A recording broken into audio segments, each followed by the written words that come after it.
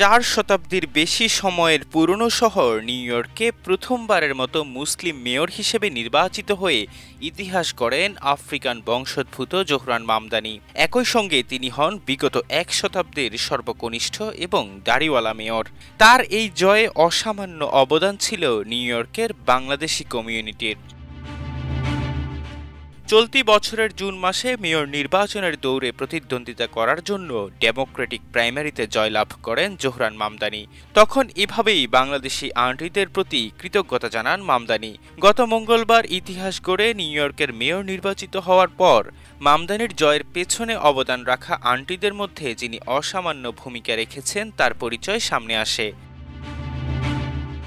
জানা যায়, জোহরান মামদানির পক্ষে যে বাংলাদেশি নারী নিরলস নির্বাচনী প্রচারণা চালিয়েছেন তার নাম শাহানা মাসুম। তিনি জামায়াতে ইসলামের সাবেক নেতা মীর কাশেম আলীর ভাই মীর মাসুম আলীর স্ত্রী এবং আসন্ন নির্বাচনে ঢাকা 14 আসনে জামায়াতের প্রার্থী মীর আহমেদ বিন কাশেমের চাচি।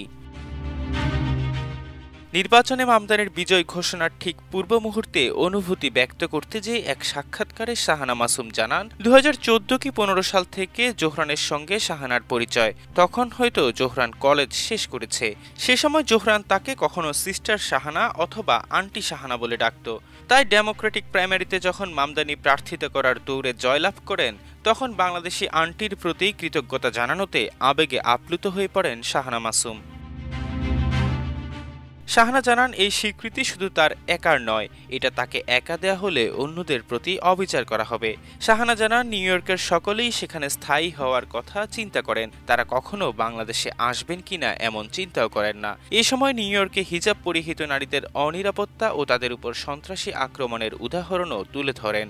শাহানা জানান, তখন থেকেই আমেরিকা নিয়ে ভাবতে শুরু করেন এবং রাজনীতিতে আগ্রহ প্রকাশ করতে থাকেন। শাহানা জানান, মামদানি সবসময় সবার পরে খাবার খেতেন, এমনকি তার মুখে সবসময় হাসি লেগে থাকত। মামদানি শুরু থেকেই মুসলিম ডেমোক্রেটিক ক্লাবের সঙ্গে চলাফেরা করতেন।